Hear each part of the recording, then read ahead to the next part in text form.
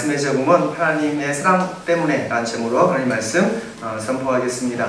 우리 성경에 보면 여러 가지 핵심 키워드가 있는데 믿음, 소망, 사랑, 이 중에 가장 최고는 네, 사랑이다. 이게 고린도전서 13장 13절 말씀인데 정말 중요한 말씀이에요. 우리 기독교 신앙생활의 가장 기초가 되는 겁니다. 믿음과 소망과 사랑 중에 가장 으뜸은 뭐라고요? 사랑이다 라고 말합니다.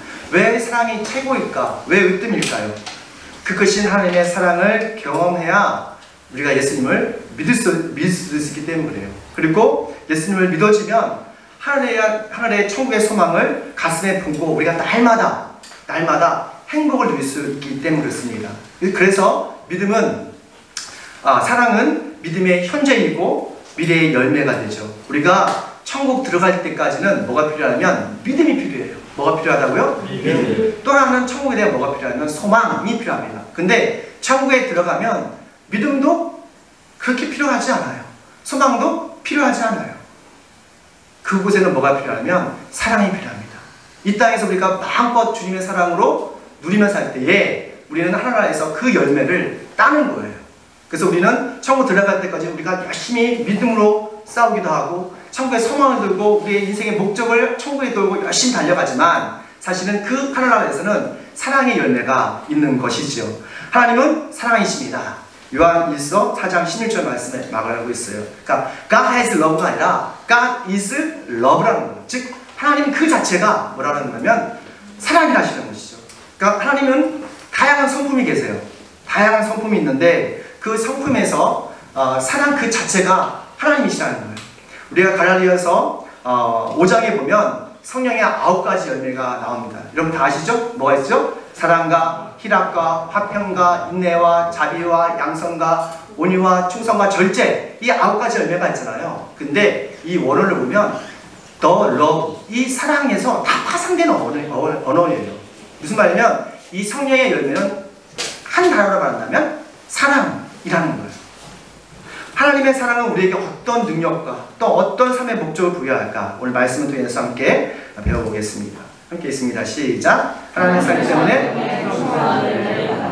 때문에 풍성한 선물, 아낌없는 선물을 우리가 받을 수 있는 그런 특권을 주시는 거예요. 32절 말씀이니까 자기 아들 아끼지 않으시고 우리 모두를 위하여 내어주신 분이 어찌 그 아들과 함께 모든 것을 우리에게 선물로 거저주지 않으시겠습니까? 라고 말합니다. 여러분 이 말씀 믿으십니까? 아멘. 여러분 미소를 지으셔야 돼요. 행복하셔야 돼요. 하나님께서는 우리에게 모든 것을 다 내어주셨어요. 누구와 함께? 예수 그리스도와 함께. 근데 우리의 삶은 그렇게 넉넉하지가 않아요. 지금 코로나19로 우리나라의 경제도 사회도 큰 위기와 변화를 겪고 있어요. 우리나라는 250명 정도가 사망을 했더라고요. 세계적으로 코로나로 한 20만 명 정도 이상이 죽었다고 합니다. 또한 세계적으로 팬데믹 때문에 경제적, 사회적, 치명적인 피해하고 있어요. 근데 시간이 더 갈수록 이런 재앙들과 이런 어떤 어려움들은 더 많아질 거예요. 왜냐하면 우리 인간의 탐욕 때문에. 가끔 다큐를 보니까 저 바다 밑 깊은 곳까지도 이 미세 플라스틱 때문에 많은 물고기들이 죽어가고 있더라고요. 아마 점점 공해와 어떤 여러 가지 오염을 통해서 아마 이 지구는 점점 아파하고 있을 거예요. 요한계시록에 보면 하나님께서 3가지 특징의 재앙을 내십니다. 7 봉인, 7 나팔, 7 대접을 부으실 때마다 하나님의 재앙과 진노가 점점 강도가 세져요. 하나님의 재앙과 진노라고 성경은 그렇게 말하고 있어요. 그래서 세상에서 더 큰 재앙과 인재가 있을 거라는 거예요. 근데 감사한 것은 하나님께서 여러 가지 재앙을 한 번에 다 쏟아붓지는 않으셨어요. 점차적으로 7 봉인, 7 나팔, 7 대접으로 조금씩 시간을 둬서 부으셨어요. 왜냐하면 우리가 하나님께 돌아올 수 있는 회개의 시간을 주시는 거예요. 회개의 기회를 주시는 거예요. 세상이 정말로 치닫고 있어요. 정말 그런데 하나님 정말 우리를 사랑하십니까? 아니 우리 삶이 요지경인데 이렇게 어려운데 하나님 사랑을 우리가 경험할 수 없어요 라고 우리가 말할 수가 있어요. 근데 우리 이런 질문들은 사실 예수님이 오시기 전부터 이야기했어요. 말라기 예언자는 포로 귀환 후에 폐허가 된 그 조국을 보면서 너무너무 가슴이 아팠어요. 그리고 그 많은 백성들이 하나님께 외칩니다. 정말 하나님 우리 사랑하시는 거예요? 아니 하나님께서 우리 사랑하시는데 왜 우리 민족이 이렇게 폐허가 되고 먹을 것이 없고 굶주리고 아무것도 없는 이 무기력함에 빠져 살 수밖에 없습니까? 그러자 하나님께서 말라기에게 이런 말씀하십니다. 말라기 1장 2절 말씀, 나는 너희를 사랑한다. 나 죽었나이다. 그러나 너희는 주님께서 우리를 사랑하신다는 증거를 어디에 있습니까? 도대체 증거를 대주십시오 라고 묻는다 라고 말합니다. 진짜 하나님께서 우리를 사랑하시는 증거가 어디 있어요? 만왕의 시대 때 많은 백성들이 하나님께 외쳤어요. 정말 주님께서 우리를 사랑하신다면 이렇게 우리가 힘들 수가 있는 거예요? 400년이라는 시간이 지났어요. 그리고 하나님께서는 말라기와 그 백성들에게 응답을 해주십니다. 그게 바로 요한복음 3장 16절 말씀이에요. 오늘 말씀 우리 찬양했지 않습니까? 하나님께서 세상을 이처럼 사랑하사 독생자를 주시니 이런 전리는 자마다 멸망치 않고 영생을 얻게 하는 것이다. 즉 외아들이신 예수 그리스도를 이 세상에 보내주신 거예요. 그리고 예수를 믿는 사람들은 어떤 상황에서도 멸망치 않고 실패하지 않고 뭘 얻는다고요? 영생을 얻는다는 거예요. 영원한 행복을 누릴 수 있다는 특권을 주신다는 것이죠. 하나님께서 우리를 사랑하셔서 모든 재앙과 저주에서 우리를 구원하시려고 자신의 아들까지도 아낌없이 우리에게 보내주신 거예요. 하나님이 가장 사랑하신 그 아들까지도 우리에게 희생제물로 보내주신 거예요. 그래서 예수 그리스도는 하나님의 사랑의 증표이고 또한 모든 것이 되는 것이죠. 그래서 예수 그리스도를 통해서 모든 신령한 복과 또 모든 신령한 선물들이 하나님의 사랑으로부터 시작되는 겁니다. 아멘. 3개월 전에 3개월 만에 처음으로 지방회를 지난주 했어요. 3개월 내내 동안 아무도 안 했는데 그때 어떤 그 해처 교수님께서 성교사님이신데 저한테 좀 픽업 좀 해달라고 한국말도 잘 못하시고 그래서 해처 교수님이 나대에 사시거든요. 그래서 제가 픽업을 하러 갔어요. 손에 데리고 저 문무리까지 그 역주행이죠. 그래서 같이 얘기해봤더니 어떤 분이셨냐면 1987년에 한국에 오셨대요. 그 남편하고 자식들하고. 그때 자식들이 한 10살, 9살 됐나봐요. 지금은 뭐 30 다 넘어서 장가 다 갔는데 선교사님이 같이 가면서 그 남편이 한국에 선교하시면서 암에 걸리셨어요. 그래서 암에 걸리셔서 7년 전이 돌아가셨습니다. 그리고 이 선교사님은 한국에 있다가 필리핀에서 또 한 5년 선교하시다가 다시 한국에 오셔서 교육 선교를 지금 계속 하고 계신 거예요. 자녀들은 지금 다 다른 데로 흩어져서 나름 잘 살고 있고요. 그래서 선교사님한테 물어봤어요. 아니 그렇게 어려움도 겪고 남편이 죽었고 또 여러 가지 어려운데 어떻게 이 선교 사역을 그렇게 계속 외롭게 할 수가 있느냐. 그리고 어떻게 하면 우리 그리스도인들이 하나님께 헌신할 수 있을까? 목회자니까 그런 궁금하잖아요. 어떻게 하면 우리 성도들이 더 하나님을 사랑하고 하나님께 헌신할 수 있을까요? 그랬더니 딱 그 말씀 하시더라고요. 주저함 없이 하나님의 사랑이에요. The love of God. 하나님의 사랑입니다. 하나님의 사랑을 깨달으면 하나님께 헌신할 수 있고 충성할 수 있고 신앙생활이 재밌어요. 그러니까 그 말씀을 들으면서 이분이 약 23년 동안 어떻게 선교사역을 했는지를 느껴질 수 있더라고요. 그분이 선교사의 사역을 감당할 수 있는 것은 하나님의 사랑을 경험했기 때문이에요. 하나님의 사랑을 경험하면 교회를 사랑합니다. 하나님의 사랑을 경험하면 원수도 용서할 수가 있고 아멘. 또한 신앙생활이 재밌는 거예요. 왜냐하면 나 같은 죄인을 위해서 주님께서 하늘 영광 보좌 보내시고 나 같은 죄를 용서하셨다는 것, 또한 저주와 죽음에서 우리를 해방시켰다는 것, 그것이 너무 감사하니까 항상 우리가 감사할 수 있고 행복할 수 있는 것이죠. 진정한 신앙생활은 자신의 욕구를 위해서 신앙생활하는 것은 아니에요. 이건 초자신을 우리의 욕구, 우리의 소망을 이루기 위해서 예수 믿는 것, 이것은 정말 초신자적인 신앙이에요. 자기 자랑을 위해서 한국 교회에서의 문제는 교회에서 정치를 하려고 하는 거예요. 그게 가장 큰 문제인 거예요. 자기를 드러내기 위해서. 아니에요. 그러면 교회 와도 자꾸 상처를 받게 되고 신앙생활이 또 힘들고 지쳐지는 것이죠. 근데 하나님의 사랑을 알면 신앙생활이 감사해요. 그리고 기뻐해요. 아멘. 그러면 하나님의 사랑을 경험하면 작은 일에도 우리가 감사할 수 있고 기뻐할 수 있기 때문에 하나님께서는 여러분이 항상 기뻐하고 감사하기로 하시는 거예요. 그러기 위해서는 하나님의 큰 사랑을 여러분 지식적으로 아는 것도 중요하지만 우리가 경험하셔야 돼요. 대체 선교사님이 참 감사한 게 집에 가셔서 갑자기 카톡이 왔어요. 영어로. 그 커피 쿠폰을 제가 보내주고 싶다고. 왜 그러냐고. 너무 고마워서. 그러니까 하나님의 사랑을 받은 사람은 감사할 줄 알더라고. 그래서 커피 쿠폰을 스타벅스 커피를 다 보내주셨어요. 너무 감사하더라고요. 그래서 이거를 조금 제가 마시는 것보다도 우리 성도들 쫙 스캔해봤어요. 쫙 스캔을 누구 주면 좋을까. 그러다가 한 성도에게 이게 보내줬어요. 그 성도가 깜짝 놀라더라고. 아니 목사님 왜 이런 거 주시냐고. 감동돼서 줬다고.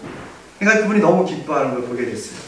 여러분 하나님의 사랑은 감사할 줄 알아요. 작은 일에도. 근데 그 감사를 그 기쁨을 또 나눌 수 있는 것이죠.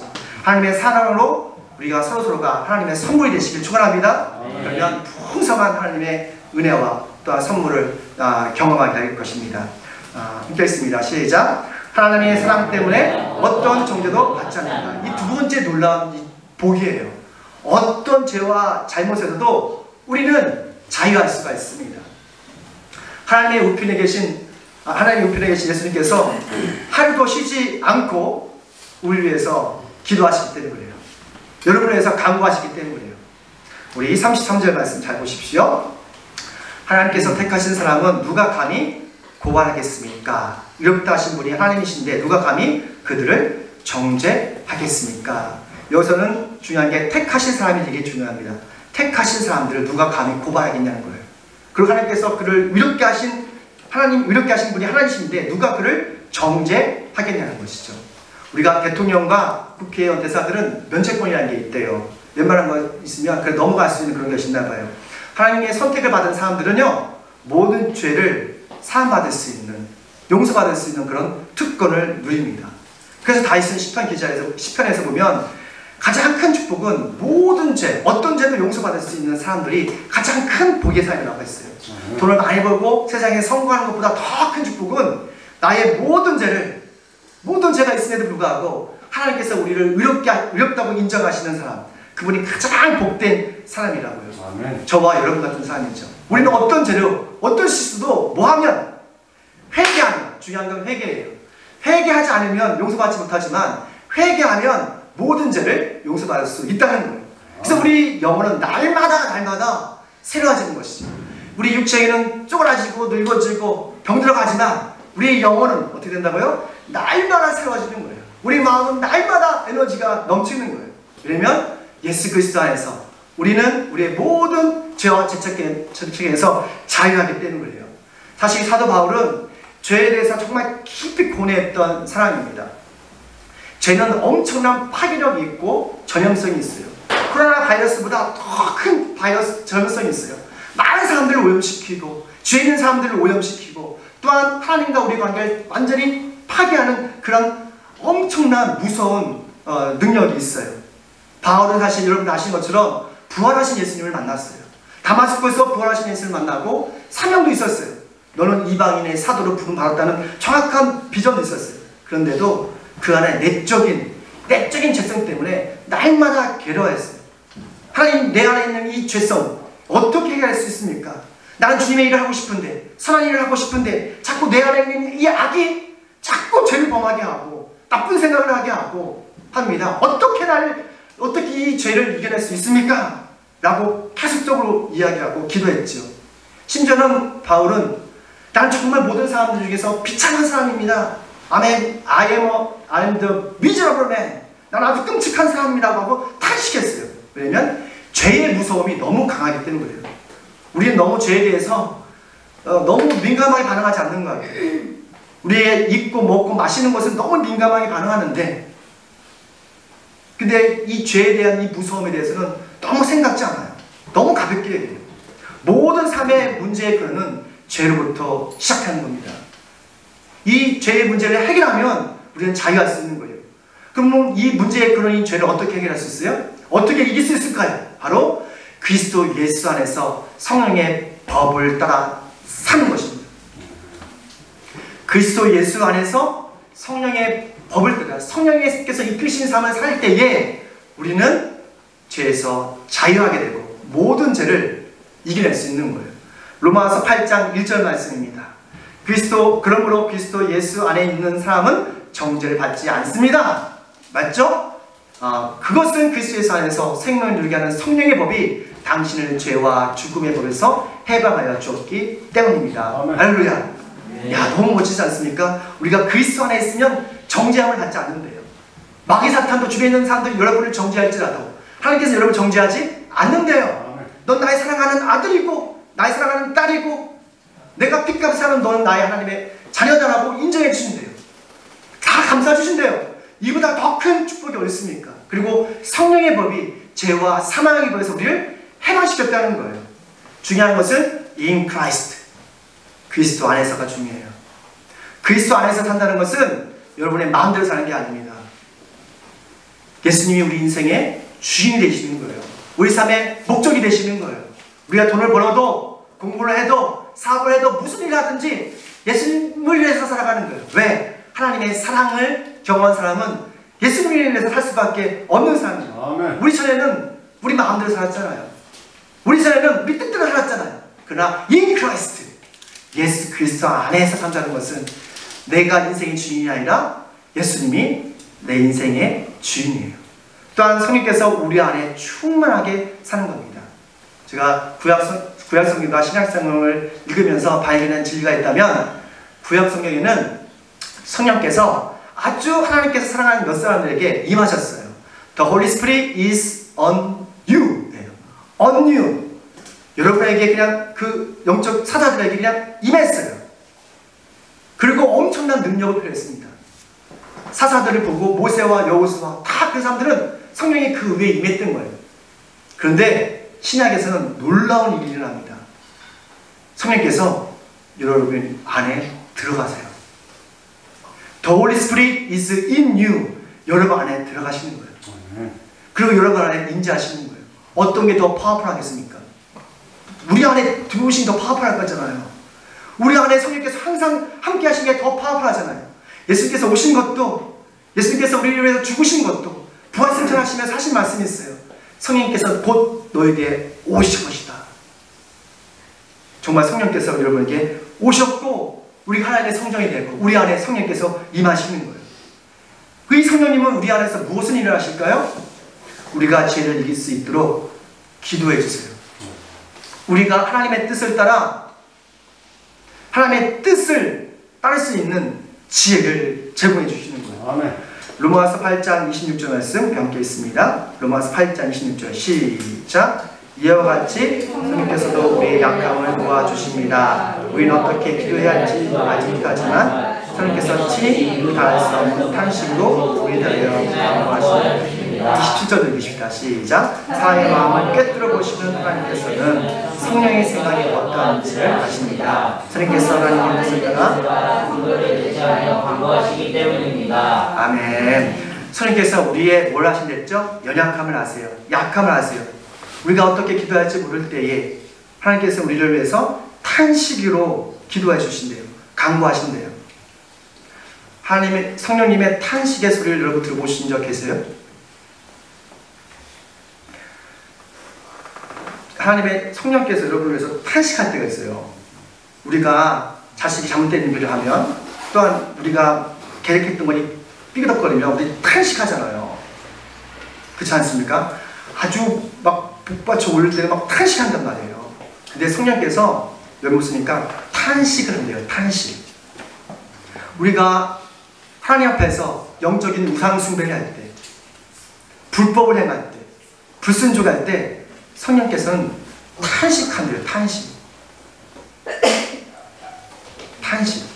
우리의 영혼이 잠들어 있고 죽어갈 때 성령께서는 탄식한답니다. 우리는 너무도 성령에 대해서 생각을 하지 않는 것 같아요. 성령님은 우리에게 도우시기도 하지만 떠나시기도 해요. 슬퍼하시기도 하지만 기뻐하기도 하세요. 우리가 성령님을 좀 생각했으면 좋겠어요. 굿모닝 홀리 스피릿이라는 책을 쓰신 데니 힐 목사님 계신데 그분은 날마다 성령님에 대해서 생각을 이렇게 하시더라고요. 우리의 사업과 직장과 우리의 미래에서 많이 생각을 하는데 우리 안에 계신 성령님에 대해서 너무 생각을 안 하세요. 성령님은 아마 여러분을 위해서 지금도 탄식하며 눈물로 기도할 수도 있어요. 성령님은 우리의 영혼과 몸이 지쳐있을 때 우리의 욕구대로 기도하지 않으시고 하나님의 뜻에 맞게 간구하십니다. 사실은 제가 여러분의 영혼을 지키기가 아니라 성령께서 여러분을 지켜주시는 거예요. 우리는 가끔 매일마다 우리 성령님을 좀 생각했으면 좋겠어요. 안타까운 일은 우리가 너무 성령님에 대해서 생각하지 않고 그 성령님에 대해서 너무도 관심 갖지 않는다는 거예요. 우리가 임산부가 있잖아요. 임산부는 무엇보다도 아기를 생각합니다. 그렇지 않습니까? 아무리 어리석은 여자라도요, 네? 술 먹고 담배 피는 여자들에도 임신을 하면 술과 담배를 다 끊더라고. 박지진 선이 그렇죠? 술, 담배 끊잖아요. 왜? 이 안에 아기가 있으니까. 당연한 거 아닙니까? 여러분 안에 뭐가 있다 했어요, 지금? 성령께서 여러분이 함께 하셨잖아요. 우리 안에 성령님이 계시잖아요. 근데 이 성령께서 우리 안에 계시면 미움, 다툼, 시기, 질투, 음란, 교만, 분노, 안목에 대한 이 세상의 자랑, 이것을 멀리할 수밖에 없어요. 이런 것이 막 들어오면 우리 성령님이 쪼가지고 탄식할 수밖에 없는 거예요. 성령님은 우리가 기도와 말씀으로 충만해질 때, 기도와 말씀이 들어올 때 이게 성령님이 풍성해지는 거예요. 그리고 우리의 삶을 지배하는 것이죠. 정말 여러분 안에 성령님이 계십니까? 그러면 우리가 하나님께서 싫어하시는 것들, 미움, 다툼, 시기, 질투, 허영의 마음, 교만한 마음을 좀 밀어내셔야 돼요. 그 작업을 하셔야 돼요. 그게 예배예요. 그게 찬양이에요. 그게 기도예요. 이 예배 중에서 우리의 쌓여있는 모든 찌꺼기들을 밀어내는 거예요. 즉 하나님의 형상 하는 거는 우리가 예배 중에서 우리 하나님의 형상이 우리 안에서 이게 회복되기 때문에 그렇습니다. 정말 성령님을 생각하십시오. 여러분 안에 있는 성령님과 대화하십시오. 교제하십시오.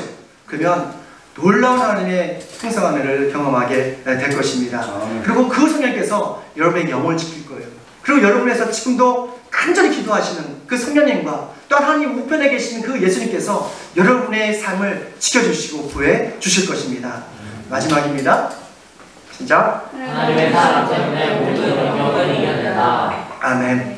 모든 삶의 유혹과 역경을 다 이겨낼 수 있는 것이죠. 예수님 믿는다고 역경이 없는 것도 아니고 시험이 없는 것도 아닙니다. 하지만 하나님께서 그것을 이겨낼 수 있는 믿음도 주시고 지혜도 주시고 또한 삶의 태도도 주시는 것을 보게 돼요. 35절 말씀 함께 있습니다. 시작. 누가 우리를 그리스도의 사랑에서 끌어주겠습니까? 환난입니까? 공고입니까? 박해입니까? 굶주림입니까? 헐벗음입니까? 위협입니까? 또는 이 모든 것은 바울이 경험했던 거예요. 예수님 때문에 고난받고 환난받고 박해받고 매 굶주리고 헐벗고 가끔 배에서 이렇게 침몰당하고 또 칼로 죽을 뻔했던 이런 경험을 다 했던 거예요. 사실 사도 바울은 여러분 다 아시는 것처럼 베냐민 지파였고 최고의 가말리엘 학파에서 공부했던 사람입니다. 율법에 능통했던 바리새파 사람이에요. 그의 아버지는 다수에서 큰 사업을 해서 나름 부유했던 사람이에요. 근데 하나님의 사랑 때문에 이 모든 것을 다 잃어버렸어요. 근데 역설적으로 예수님의 사랑 때문에 그가 겪는 모든 고난과 역경을 다 이겨낼 수가 있었어요. 하나님의 사랑은 모든 역경을 이겨낼 수 있는 우리에게 인내를 이렇게 주십니다. 잠비아에서 성교편지가 왔어요. 여러분 읽어보셨습니까? 우리가 교회에서 부활 감성금이 45만원 나왔어요. 그 중에서 우리가 40%를 다 보내드렸어요. 근데 그 보내드려서 거기서 굶어 죽는 아이들이 많대요. 거기는 지금 되게 심각하거든요. 코로나 때문에 많이 굶어 죽는데 그 아이들한테 옥수수 가루를 이렇게 한 푸대씩 주게 됐어요. 그리고 그 주면서 그 성교사님이 그러더라고. 이거 먹을 때 하루에 뭐 2끼 먹으면 한 끼는 그 옆에 있는 사람을 좀 줬으면 좋겠다. 그 전도했으면 좋겠다. 그런 말을 했대요. 근데 그분들이 다 감동을 받고 한국도 코로나로 어려운데 이렇게 보내주셔서 너무 감사하다고 해서 그 옥수수 가루를 같이 나눠주고 또 그분들이 또 거기서 하나님께 감사하고 또 우리 더불어교회와 또 다른 장로교회를 위해서 또 기도해 준다고 하더라고요. 근데 참 이런 부분에서 참 감사하다는 생각이 들었고 또 그 그게 또 좀 불행스러운 것은 말라리아에 또 걸리셨어요. 말라리아에 걸려가지고 지금 병원에 입원을 했었는데 이번에 세 번째거든요. 제가 알기로는 세 번째예요. 이 말라리아가 되게 아픈가 봐요. 우리나라에서 고칠 수가 없대요. 거기 약도 없대. 그런 병에 걸리지 않으니까. 근데 아프리카는 이 말라리아가 좀 많다하더라고요. 근데 아이들이 걸리면 많이 죽는데요. 많이 죽는데. 그래서 너무 고통스러운데 그래도 여러분 기도해 주시고 참여해 주셔서 그게 지금 많이 나았어요. 그러니까 선교사의 사역이 많은 역경이 있는 거예요. 그렇죠? 놀러 간 건 아니잖아요. 그렇죠? 우리가 뒤에서 기도해 주고 물질로 후원해 주고 근데 그 물질이 어떻게 되면 흘러가는 거예요. 제가 왜 아프리카, 모리타니아와 캄보디아의 선교를 우리가 같이 기도하면서 하냐면 그들이 우리에게 해줄 수 없기 때문이에요. 그들이 우리에게 뭘 해줄 수 없기 때문이에요. 그러니까 흘러가잖아요. 복음은 흘러가야 돼요. 그 보니까 모리타니아에서 안경수 선교사님은 요번에 지금 모슬렘 그 경찰한테 잡혀서 수사를 받았다 하더라고요. 누가 꼬질렀대요. 이 사람 사업가가 아니라 그 선교사 같다. 그런데 감사하게도 그 주위역 사람들이 우리 학교 지어주신 좋으신 분이다 라고 해서 같이 나왔는데 그래서 어쩔 수 없이 그 아내 되신 분하고 나왔다 하더라고요. 그분 62세거든요. 어려 보여도 나이가 많아요. 근데 62세 넘었을걸? 근데 여튼 나가서 지금 쫓기고 있다고 하더라고요. 그러니까 이런 많은 어려움과 또는 역경이 있습니다. 우리도 예수 믿지만 많은 어려움이 있지 않습니까? 아주 다이나믹하게 세상이 변하고 있잖아요. 그래도 우리가 확실할 수 있는 게 있어요. 우리는 하나님의 사랑을 받은 사람이라는 거예요. 하나님의 사랑을 받은 사람은 이 모든 역경을 이겨낼 수 있는 능력을 받습니다. 37절 말씀 읽고 마치겠습니다. 30절 시작. 그러나 우리는 이 모든 일에서 우리를 사랑하여 주신 그분을 힘입어서 이기고도 남습니다. 할렐루야. 승리한 전쟁을 하고 있는 거예요. 여러분 하나님의 사랑으로 날마다 승리하는 저와 되시길 축원합니다.